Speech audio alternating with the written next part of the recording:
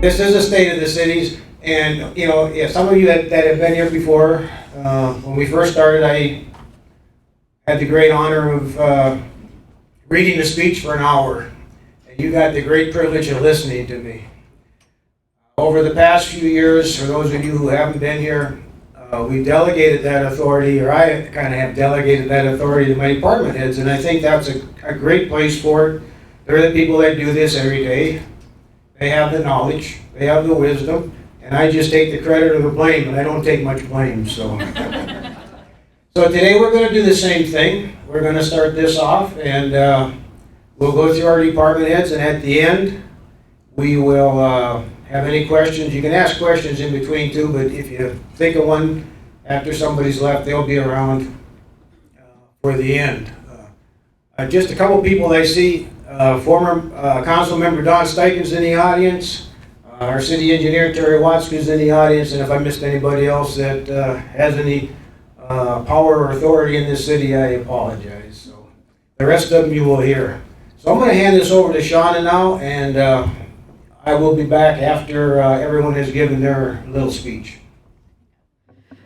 Well, good afternoon and welcome everyone. Before I get started, one of the things I want to do is I just want to say a special thank you to Falcon National Bank for always being a great sponsor to our event. We love being able to have the opportunity to share the wonderful things that are going on in our community, and I'm happy that all of you are here. I know the food probably has some motivation for that, but I also am happy that you are staying here to listen to the great things that are going on in this community. So thank you all.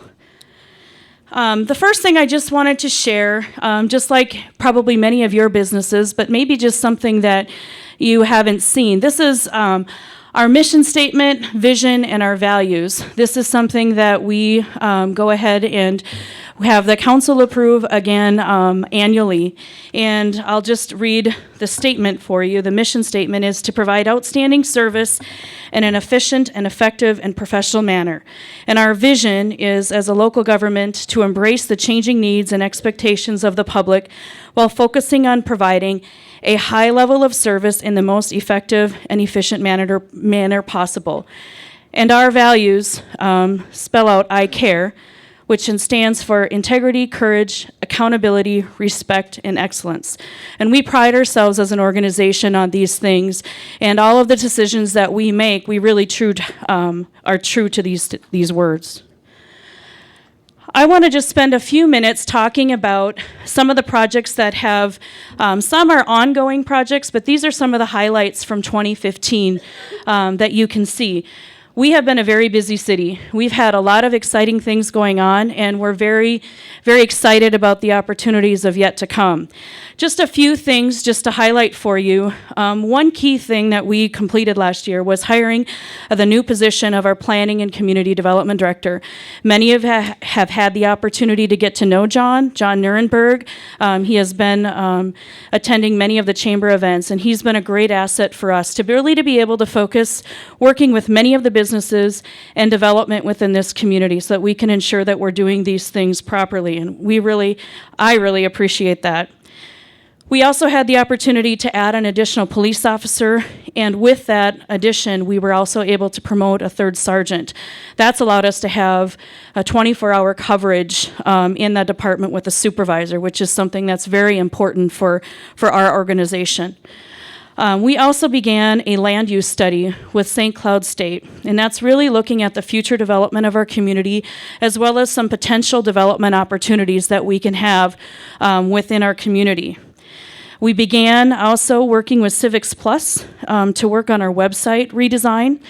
This is an area that we really hope to focus this next year and coming years to be able to really provide some more services that can be more easily used by our citizens and the other public members that want to use that as well. We also completed some city administration security improvements. If you haven't had the opportunity to walk into City Hall, you'll see that there's a little bit of a different face. It allowed us to add some additional office space while also making it more of a secure environment for our staff and for those visiting. We've also made some enhancements to our compost site. We've been able to allow some additional services for our public to be able to access that, some additional hours. They've got card access to that facility, and it's been a really nice improvement. We have purchased right-of-way for our 17th Avenue roadway, which also is used for our park improvements and our new public works facility. That property is west of Menards. A portion of that roadway was already completed last year, and so this year we will extend that out beyond. We also completed a market study on an amphitheater, and I'll talk a little bit more about some of these in more detail. And we completed a SWOT analysis and a community survey as part of the land use study with St. Cloud State. And we began work on a logo and branding redesign. Here's a picture just to give you a little bit more background of our City Hall remodeling project that we completed. As you can see, we do have some of those glass in there that provides some of that protection. One of the things that we really tried to focus on was still trying to create a seamless environment so that we were paying attention to customer service. And I think we were able to successfully do that while creating that security that was needed as well as additional office space. This is one of my favorite projects, which I mentioned, the 17th Avenue.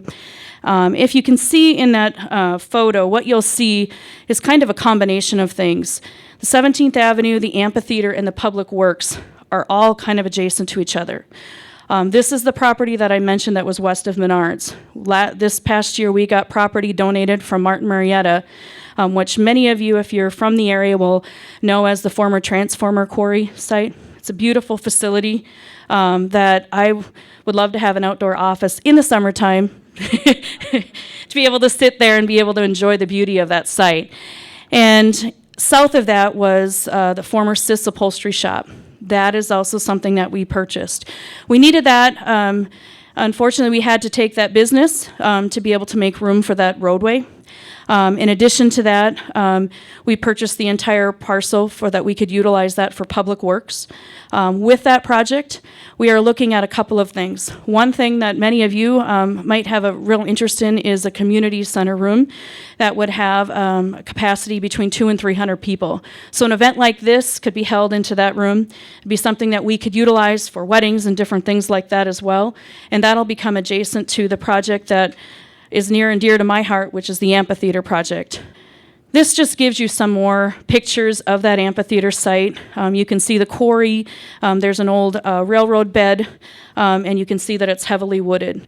The goal that we have with this project is really to preserve the integrity of that site and keep that natural beauty, while also being able to put in a really unique thing that this community region-wide has nothing to offer, and that would be the amphitheater. It would be an outdoor music venue, and at this point in the planning processes, we are looking at how large of a amphitheater site can we hold as far as seating capacity. And I think depending on what we look at, you'll see different types of music venues. We have been consulting with a lady that has over 20 plus years of experience in running amphitheaters, managing amphitheaters, designing and building them as well. So she's been very helpful. She actually came here last week, and we had a whole day session with her talking about some of the nuances of amphitheaters. So I know now more about amphitheaters than I ever have known. But what we learned from her was that if we can look at trying to find a way to be able to get into the 4,000 to 5,000 capacity, we'd have the ability to draw a larger venue. But the challenge with that is that do we have enough room for it? And so what we need to do is identify how much of a capacity that we can have. So our next step in that process will be to put a concept plan together to see how large of a facility we can actually construct while keeping that natural integrity of that site as well. I mentioned earlier that we completed a community survey, and that was actually part of a project that we've been working on with St. Cloud State. Their whole land use study, there's different components to it. One involved the SWOT analysis. They looked at our strengths, weaknesses, opportunities, and threats of our community. One was the community survey, and so they're looking at it and identifying different things. And a lot of this relates to land use and development, but it also has other things that we've been able to glean from that survey that have been very helpful for us in other aspects of what we're looking at. And I just wanted to highlight a few of those things from the survey. We had 176 participants in the survey. Obviously, any of us would like to make sure, we would love to have had more, but that is about the link to the survey went out in utility bills. So we have about 1,700 utility accounts. So that's about 10% of that, which Rich McDonald has assured me that that's a pretty good sample. 63% of those were homeowners, 11% of them were renters. We had 25% that were non-residents, and of that, 19% were business owners.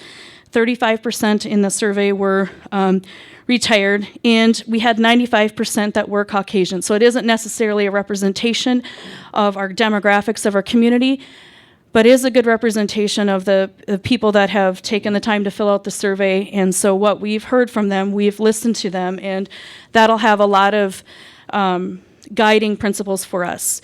One of the things that St. Cloud State is also doing is finding out other ways to be able to reach out to other portions of our communities. The rental properties, they've done some other things already through our National Night to Unite events. They've been making one-on-one contacts with that. So the survey is only one small percentage of the way that we're reaching out and getting that feedback. So what we heard from those that did complete that survey of things to look at in the future for Waite Park was more single-family homes and less apartments. We do have a large amount of apartments, and they'd like to see us focus more on some of the single-family homes. They'd like us to look at more recreational amenities. They'd like us to focus more on beautification of our community. And interestingly, they prefer small retail shops. So more of your boutique kinds of settings, and trying to do some clusters with those types of things. And they really want us to preserve our small town feel. That is something that we're known for, and that is something that those that completed the survey really relate to. And they've also asked that we establish our own independent identity. We are our own community, and they would like us to try to find ways that we could be able to do some of that. Reducing crime, that's always something that we all struggle with, having a high commercial area. That is just something that we do, but I do believe our police department does an excellent job in working through that. And the one thing that I love to hear, because not many cities get that, but they like the services that we provide. And so having a relationship with our community, with the residents and the business ones that completed this survey, that they like the services we provide, is a positive thing that I like to hear. So as we move forward, I forgot to turn this, I apologize. So as we move forward, and one of the things I mentioned earlier too was that we did a logo and branding strategy. We have worked with Think Creative, and they are a marketing company that has helped us try to look at our own brand. And what I provided you up here was really the reason why we started the whole idea of our logo and branding. We have a lot of different things going on. Far too many things going on. And I see Councilmember Frank Tyson, because I've heard this come from him several times, that we need to have a consistent message that comes across as far as the city's logo and our tagline. And so we took a lot of the information from Think Creative, and they took a lot of the information out of our survey, in addition to doing a survey of some of our other key members of our community and volunteers, to kind of help come up with a strategy for us to think about. And so what you see here is some information that I'm sharing with you that we received from Think Creative. And the branding story is that we have a lot of great things to offer residents, visitors, and the business community. There are a lot of things, and depending upon your connection to Waite Park, you may resonate towards these different things, whether or not you know the history of the Great Northern Railroad, or the Quarry Park, or the shopping and dining. It can be a lot of things to a lot of different people, depending upon your experience. And when you're looking at your logo and your brand, it's really hard to kind of capture all of that in one type of a thing. And believe me, I tried. And I'm not one, and I will admit that I'm not a marketer kind of a person, so this didn't work well with me. But working with Think Creative, we really did learn a lot about this process and really what the intention of that is. It's really for us to be able to help with our identity, identifying our community. But what we're trying to do is not necessarily have it be representative of our identity. And so depending upon how you're utilizing it, you can use it for different things. And so, we see that we have different target audiences. We want to be able to utilize it for visitors, residents, businesses, and what can bring and draw people into our community. So as part of that, I'm going backwards, sorry. My finger's getting clicked.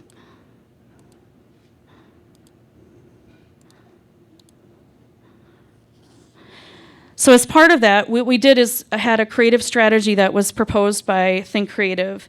And that was based off a lot of the information that we received from the survey. And basically what they say is that, and this I believe is very true of our community, is that we're a vibrant regional destination that has a lot to offer residents and visitors of all ages. And that we have a lively, diverse population of neighborhoods, rental, senior residents, and we're also connected to Waite Park's small-town atmosphere. We have the railroad, the granite history, and feel that we are a great, safe, and accepting place to live. These are the things that we've heard.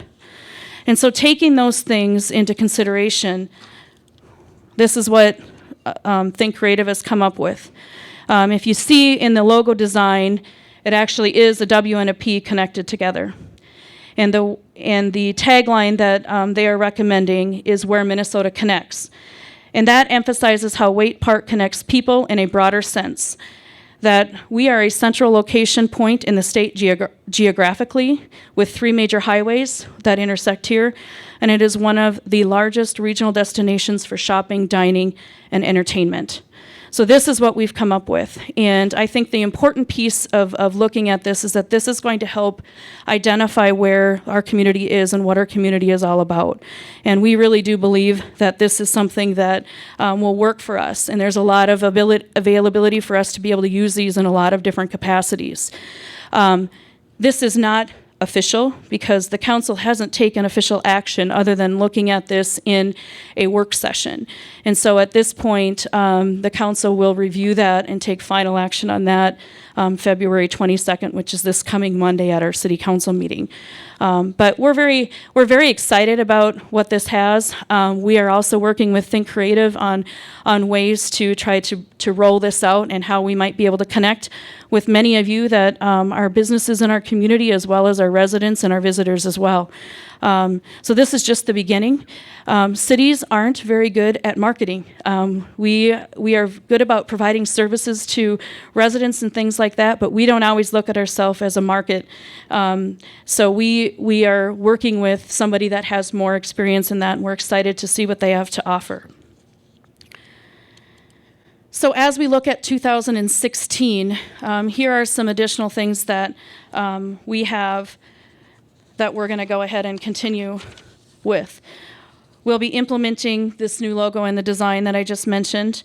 We will complete the planning and design of the amphitheater and the public works facility.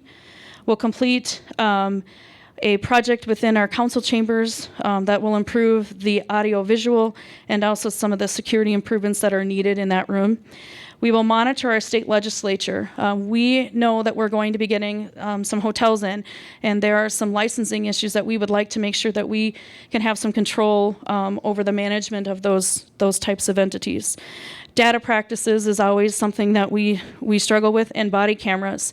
There's been a lot of discussion about that, and those are some things that we will monitor at the state level as the session moves forward in March. We will also focus on EOC training to ensure preparedness for emergencies, and we plan on adding a payroll and HR clerk. That is something that we have split with another position, and the size of city that we are at this particular point, it's important that we are able to emphasize that. And then what that's going to allow us to do is to take an additional staff person some time to focus on more of our branding, logo, website and some of those different things. And so we hope to really bring our community into the technology era this next year. And then we'll also continue to look for other enhancements that we can in technology that we can improve our customer service and efficiencies. I also get the opportunity and the pleasure to also give you some of the background information related to our fire department. Jim Elshire is our fire chief, and he does an outstanding job, but he also has another job. He's an electrician, and that takes him away from duties beyond the city of Waite Park. And so he's out learning a living today. And one of the things maybe some of you do know is that our fire department is a volunteer pay per response. So they don't have regular office hours during the day within City Hall. So I'm just going to share a few things about what they're working on. This is their mission statement to provide fire inspection services, education, and support to the public. And some of the goals that they have been working on for 2016, they're always looking for firefighters. It is kind of a constant thing. So if there are any of you in this community, you do not have to live in Waite Park, but you have to live or work in the community, one or the other. If you have anyone that's interested in becoming a volunteer firefighter, send them our way. We're accepting applications right now, and they're a vital part of how we protect all of you in the community. So I encourage you to consider that as an employer, or if you have an interest in yourself, feel free to give me a call or talk to me afterwards. They also continue to work on their short and long-term plan for the Waite Park Fire Department, looking at a lot of that, looking at their retention schedules and things like that. And also, one thing that I think is going to come up in the fire industry is really how long can we sustain having volunteer firefighters. That's something I think from a long-term perspective, there's a commitment. There's a training element that goes into it, and it is becoming more and more difficult for us to be able to keep and sustain that. We're fortunate we have 30 volunteer firefighters we've had a very good success rate with them making those calls. But once that changes, we may end up having to look at some other options as far as that on a full-time basis. They're also in the process and have been over the last year. It's amazing how long getting a fire truck takes. And it actually is about a 10-month process to build after you plan on that. But if you ever want to look at a fire truck in the details of that, I encourage you, and we'd be happy to share that with you. But they are in the process of getting a new truck. And I know that they are planning to bring that to the council in the beginning of April and hope to get that going so that by the end of the year or the beginning of January, they'll have that new fire truck in place. And that's really just replacing some of our old trucks. The good news is they do last a long time, but they are very expensive to replace when you need to. And then they're also working on better pre-planning of businesses of the Waite Park and present and future. And they do that in conjunction with our building department, really looking at where your fire exits are, so that if there ever was a fire, they have that layout before they ever come there, and they know what those things are so that they can help preserve your building to the best of their abilities. And then continuing on training new and existing members. Training is a big piece to that, and so they continue to work on those kinds of things. And their vision, as mentioned up here, they are dedicated to providing a high level of fire protection services while focusing on training, fire prevention, and education. And here's a group of some of our firefighters, not all of them, but a good majority of them. A good time to see the fire department in action is on a Thursday night. That's usually when they do their drills or any of their training or meetings. And here's just a couple pictures of, there was a house fire that you see there that they're fighting, and then the other one was, I think it was Emerald Lawn Care of a fire also that they have. So that is it for the fire department. And I am going to call up John Nuremberg, and he will be able to give you an update on some of the exciting things that I know that all of you like to hear about monthly. more exciting probably than what I have, but I appreciate the time. Thank you. Again, my name is John Nurnberg. I am the new, as of about a year ago, Director of Planning and Community Development. I've been in town for nearly a year, will be official as of later March. It's been a great year, and I'll give you the rundown of some of the things to date and some of the things we have on the docket for 2016. I won't give you the full mission statement because it's a little bit wordy, but I will give you our vision. Our department, our vision is to educate the public on the necessary building and zoning requirements while assisting the public through this process, while also providing exceptional customer service in a fair and consistent manner. What I generally boil that down to is let us help you with whatever you need. My personal goal, and I believe our staff generally shares this as well, we're aware that it can be tough to navigate our requirements sometimes, and we want to make it as easy of a process as it is for you, or it possibly can be, whether you're a resident, a building owner, someone that's looking at coming into town. We're happy to, so to speak, hold your hand through the process and help provide guidance with whatever you need. For the year in review of 2015, hiring of the Planning and Community Development Director. That's me, new position for the city. As you may be well aware, the previous position was titled Building and Planning Official. That was Bill Barber. That position was split into separate positions to allow some increased focus on respective areas between building, planning, economic development, and then split out the building official, kind of the building code aspects of things. And for those purposes, we contract our services with Jeff and Jim Howe and some other staff they work with.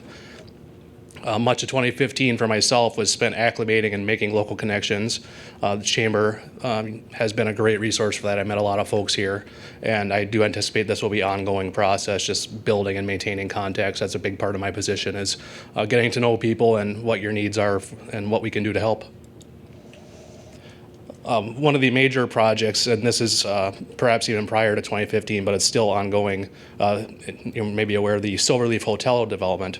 The current Tri-County Manufactured Home Park, it's currently in the process of closing, and that's in compliance with applicable law and requirements.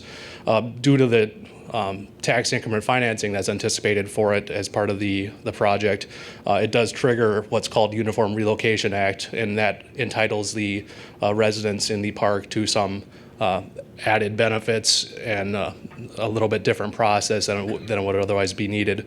So it has been a little bit challenging, but we're working with the developer, and I think it's all going as well as we could really hope for. The plans themselves include a 99-unit select service hotel and a 96-unit extended stay hotel, both 4 stories with a shared single-story event conference center, about 27,000 square feet. We're working through the motions on this, and we anticipate that the project will kick off mid-2016, so everything is on path there. This is one of the initial project renderings. You can kind of see the hotels in the conference center overlaid on the current park property. You also may be aware of the ongoing reuse and redevelopment of the former Kmart building into the Dick's Sporting Goods, the Fresh Time Market. There's also going to be a third separate building that's going to be in the parking lot area. We have that underway. We're working on plans with the developer for that. And the former garden center will be an additional tenant space, a little bit smaller retail center. We do have a line on what that's likely to be. However, the leases haven't been formalized yet, so I'm unable to share that. I apologize for that. I was hoping I'd be able to. Other projects that are in progress, you see the Hobby Lobby near Texas Roadhouse and the Home Depot. That is nearing completion, and I just heard this morning, anticipated opening date for that is slated to be mid-April. So things are moving right along there. We also have the 2 Quick Trip locations at the former Raddy's location near Great Oak Drive, and a new location at 10th Avenue and 1st Street South. The anticipated start date for the 10th Avenue South location is June 2016. That one will be the first to go in Waite Park, followed at some point by the Raddy's location. Due to the number of properties that Quick Trip is developing in the area, they're going to have an aggressive schedule, I believe, and they hope to complete at least a majority of their properties within the next 2 years or so. I know generally the Kmart property project and the Quick Trips have gotten a lot of press, as well as the Hobby Lobby. That's not to say that we don't have a number of other projects in play at any given time. You may be aware that Aldi's completed a sizable expansion, the new Pizza Hut location in the Sundial area. In the Dollar Tree, the former Space Alien site that was vacant for a little bit, was converted to a Dollar Tree and does look quite nice. I understand it's been pretty successful so far. We also have the Wedding Day Diamonds, which, despite their saying in their commercials they say St. Cloud, it is in Waite Park. Just putting it on the record. They're nice folks though, and I'm glad that we have them in the area. It's a nice building. The T-Mobile in the River Hills Mall, or excuse me, not River Hills Mall. Crossroads Mall. That's my Mankato coming back. That's River Hills Mall, Mankato. I apologize. And the CrossFit business, that's been a great success as well.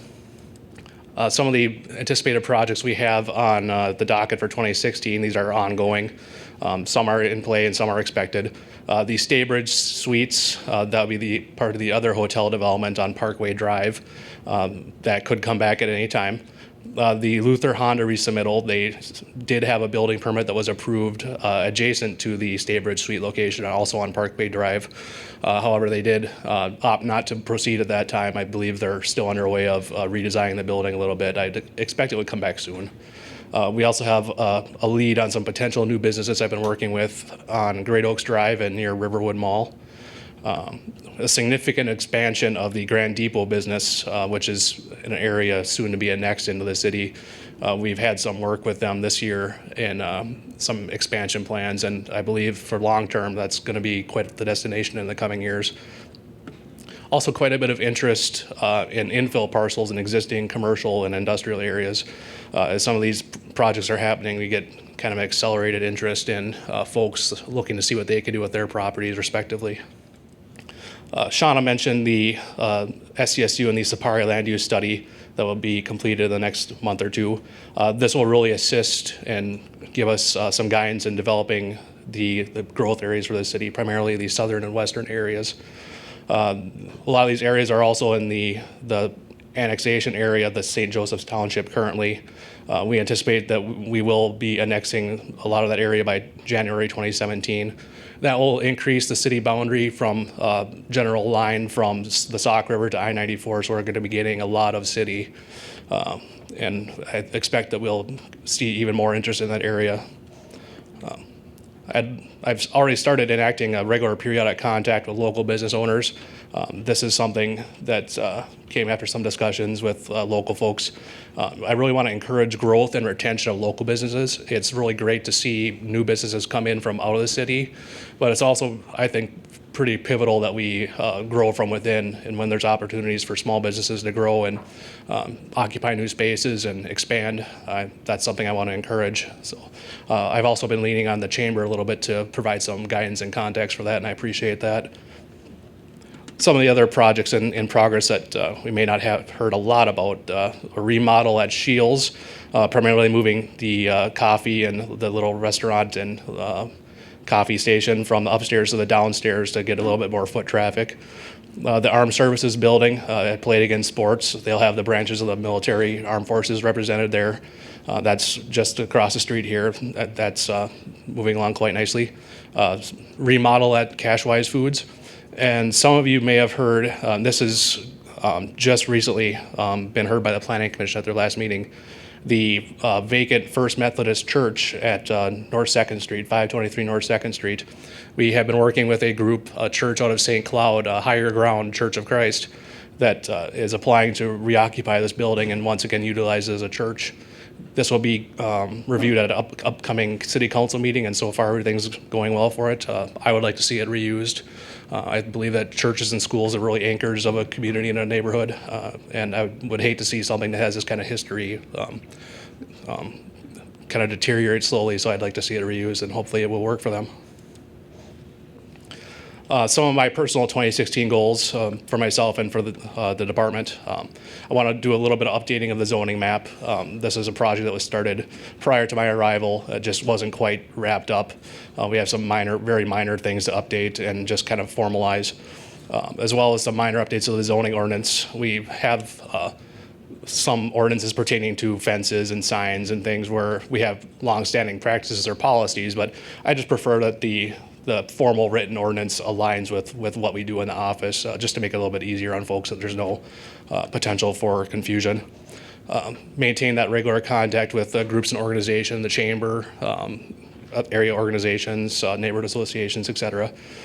Anyone's interested in hearing me speak, or you just want to see a comedy show or something, feel free to give me a call, and I'll be happy to come out if I can make it. I won't sing. And I'd really like to pursue some options for preservation and reuse of the Burlington Northern building, the rail yard building there you see in the pictures. We have an opportunity with that building similar to the former church. It's really a part of not only Waite Park, but the regional history, and being it's been recently vacated by Performance Seed, I think we have a relatively short window that we can hopefully make something happen with it, and I'm just evaluating options for that.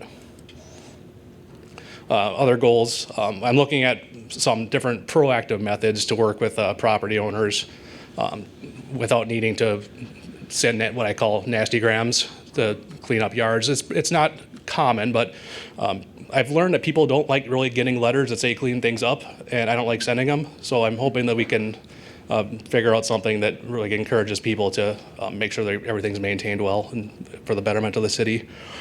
Thankfully, we have existing services such as the citywide cleanup that really help with this. I think a large part of that's just connecting the dots between the two. I mentioned focusing on the southern and western areas of the community for the growth potential. We have a lot of folks that have been dropping lines and dropping hints that they're interested in what may come down the line. And also streamlining the building permit and the plan review processes, just so we're more consistent and timely as staff. I think we've seen an increase in larger scale permits that are a little more intensive to review and need review by a number of entities, such as the city engineer, public works director. So we're just trying to coordinate and make sure that that's a smooth process for everybody. That being said, that would conclude my portion of the presentation. As I mentioned, you're free to contact me anytime. Anything you may need, or just want to talk or give me your thoughts, I welcome input at any time, but again, no singing. Thank you. Dave Bentrud, I'm police chief here in Waite Park, and I know that a lot of you are probably thinking about it's time to get back to work, and I respect your time, and I'll try to be as brief as I can, but I did want to share a little bit about the police department and what we're doing. You know, Shauna earlier and others have kind of shared our value statement and our vision statement for the police department. It's kind of an eye chart, but you know, bottom line is I want to recognize the staff that we have at the police department. They do a tremendous job. Our record staff, our patrol unit, our investigator, which includes our school resource officers, just do a tremendous job. I get many, it's not uncommon for me to get letters, emails from the public about how an officer handled a traffic crash or some call for service. So I just want to put a shout out to my staff and the tremendous job that they do. They're very dedicated, very professional. As far as a little bit of a year in review, Sean already mentioned we did add actually 2 officers in 2015. And that allowed us to promote an officer to a supervisor position. And you know, when you're department head, police department, 24/7 operation, ultimately responsible for everything that goes on, you know, I sleep a little bit better at night knowing I've got another supervisor out there kind of keeping an eye on things. And so we have 2 evening supervisors, and then Tom Jensen and I are on during the day. So, you know, that really has kind of closed the gap where we have fewer and fewer hours each day where we only have one officer on duty, which I think is enhanced not only community safety but officer safety as well. So that has been a good thing for our department. Again, like the supervisory coverage is also a positive thing. You know, technology is always a challenge. We're trying to do more and more with technology to try to keep our operation as efficient as effective as possible. You know, this past year, there seems like everything is being pushed to go paperless, and that's probably a good thing. But of course, that puts a lot of demand on your hardware. We have squads in our computer now, and officers. It's kind of their mobile office right now. And when you have squad cameras and voice recognition software and all of those things, it takes a lot of memory. And some of our laptops were older, had only like 2 gig of RAM, and so we found we needed to expand the RAM capabilities on our laptops. We accomplished that last year. So as of today, we're kind of state of the art, but you know, technology is ever changing. So stay tuned. Next year we might be out of date already. But you know, and again, as far as human trafficking goes, if you've read the media, the newspaper, there'll be some stories coming out, I think, in some of the local radio stations. Human trafficking is a real issue for this area.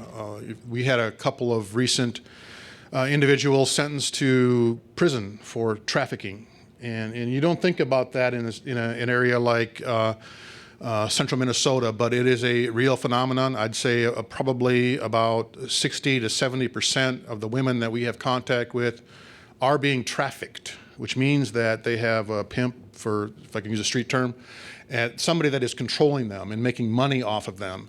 And this is happening here. And I every time I get a chance to speak in the public, I let people know that this is a real phenomenon, and it's a very concerning one. I would say most of the victims that we have, probably 18 to 30, but we do have several cases where we've had girls under the age of 18 that have been involved in prostitution.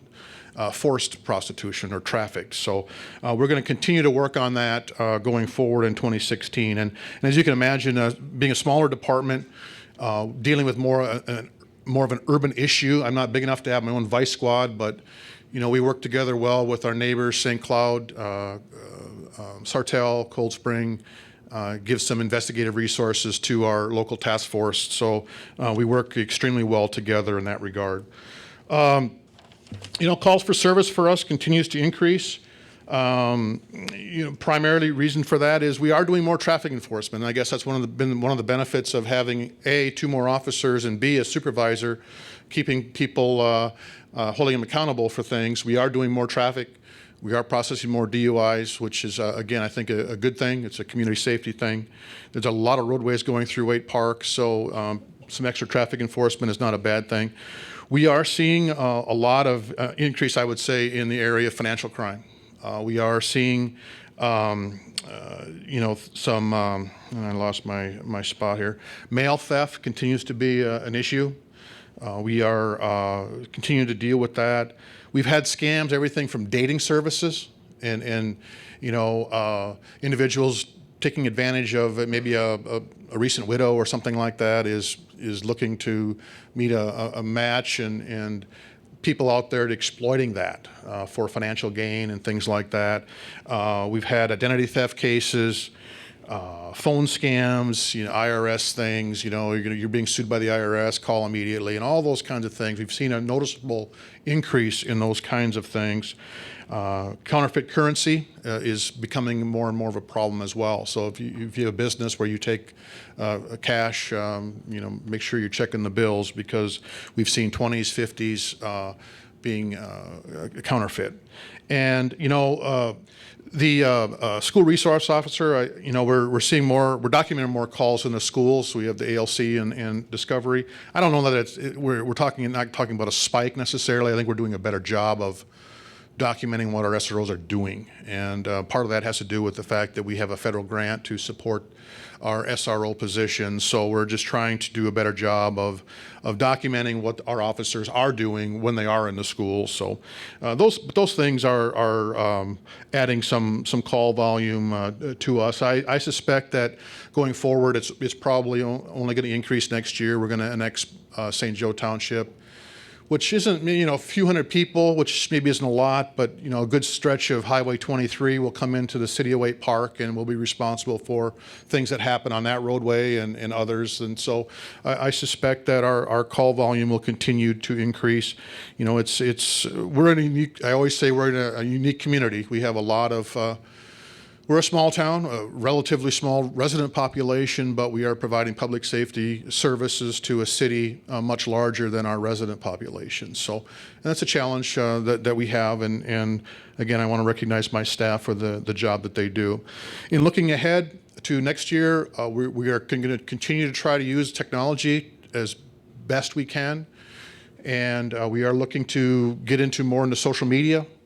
Using Twitter and some of those things to communicate information to the public about what's happening.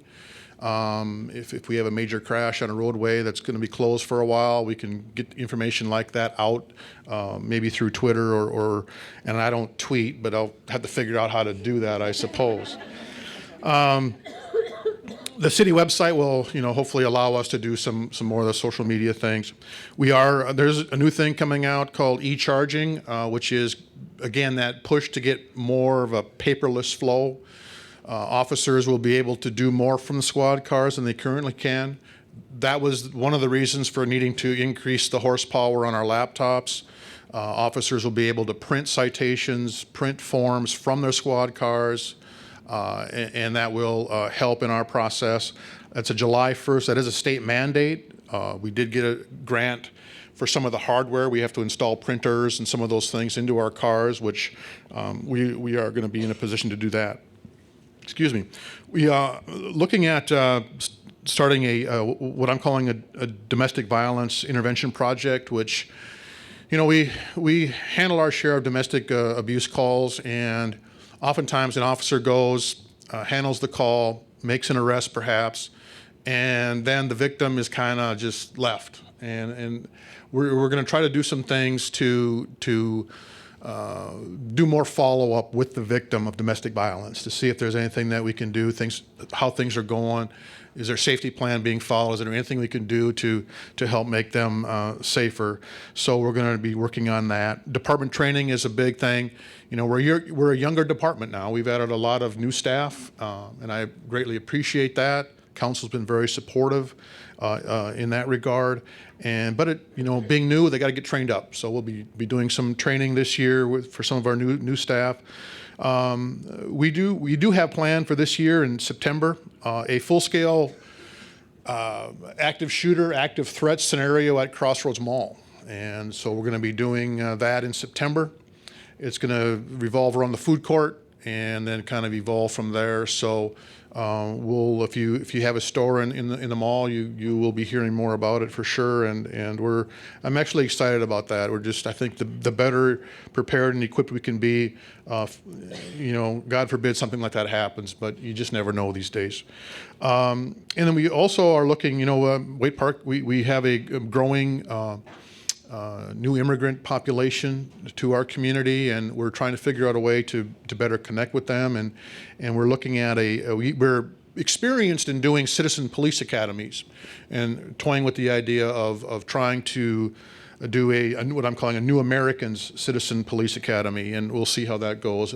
Working with our Sartell and St. Cloud and just seeing if we can't get something like that going to help those communities get adjusted to our area. Critical issues, human trafficking, prostitution continues to be the case. Financial crimes, I mentioned some of those things. I may have gotten a little bit ahead of myself on that. I think the slides on our new dogs got cut out. We did retire Cato. He didn't have a really long career, but we have a new canine. His name is Parker. Waite Parker. That's kind of. He's going to be the reason I had that in there is A lot of individuals in the business community have been very supportive of our canine program, and without that, we might not have a canine program. And Parker will be a full-time, what's called a PD1 dog, will help with narcotics, help track a missing person, as well as apprehending a violent offender of some type. So our canine program is alive and well. So thank you for your time, and I'll turn it over to Bill.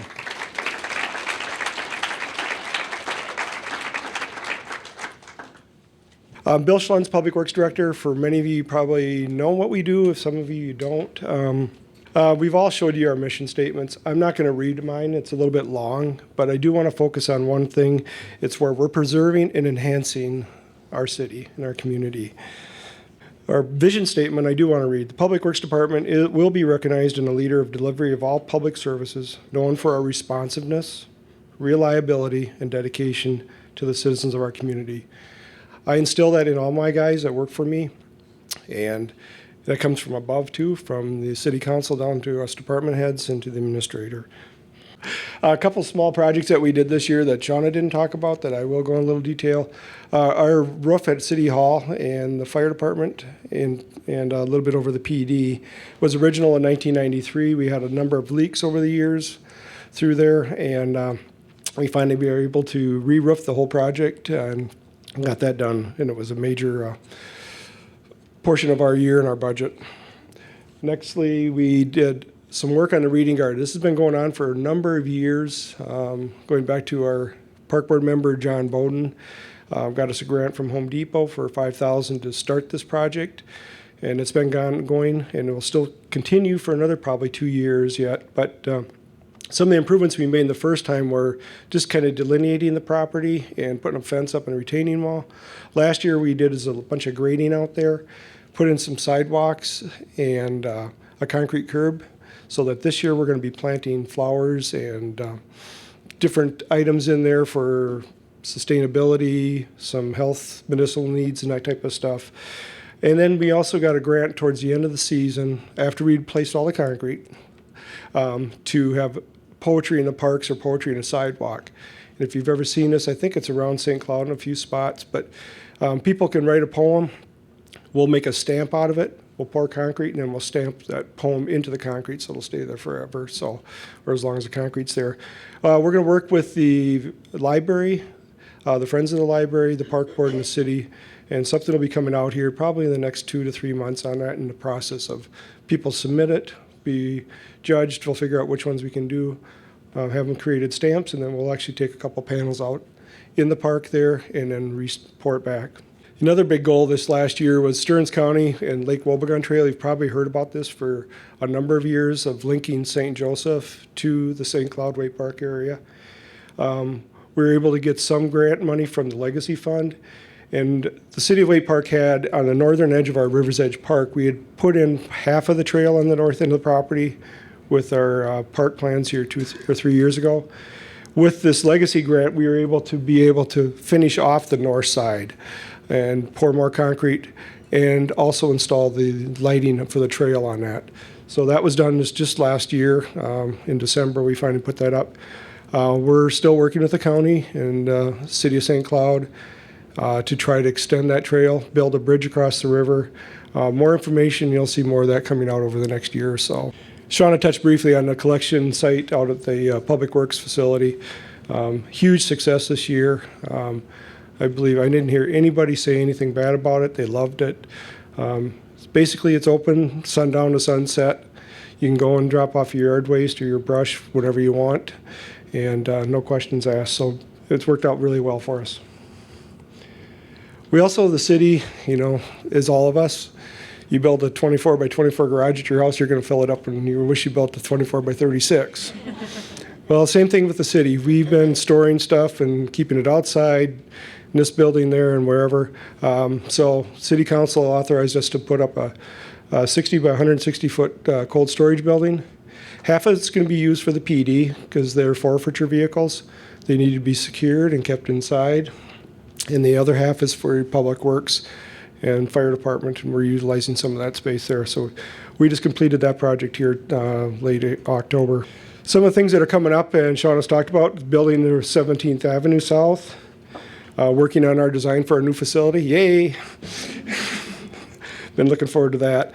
Evaluating what we're going to do with our existing building once this does occur. There's a number of different options out there. That'll be staff and city council be looking at over the next year or two. We're going to finish up our final design of River's Edge Park. It's got 2 softball fields on the south side and a big open space. We've got a master plan that was approved by the park board and the council. We're working with our engineer right now and getting a final design for that, so that when monies do come available, either through sales tax or some other venues, that we could pull the trigger and start rebuilding some of that. We're going to start doing a pilot metering program with Verizon to see how this works, where we will work off of their cell signal to be able to receive the meter readings, so that you wouldn't necessarily have to go out and read that meter. It would automatically come back into a computer someplace. And the beauty of it also is that whoever has a water meter like this in their house, they could sign up and get onto the web and see what their water usages are, track them, see if there's if you got a leak in your house and stuff like that. So we're going to throw that out there this year just to try it as a pilot to see if it works. We're going to continue on our meter water replacement program. Last year we did the top 25 biggest users. Some of you in the room were probably part of that. And we did see a payback on most all of those. So replacing those out. And then lastly but not least, thing that's near and dear to my heart, Shauna's too, is we need to enhance and beautify this city for our community and for our residents and visitors. So we're going to keep working hard on that and look for more in there. And finally, if any of you want to know more about Public Works, specific project, an issue out there, just call me. I'm available anytime, so thank you.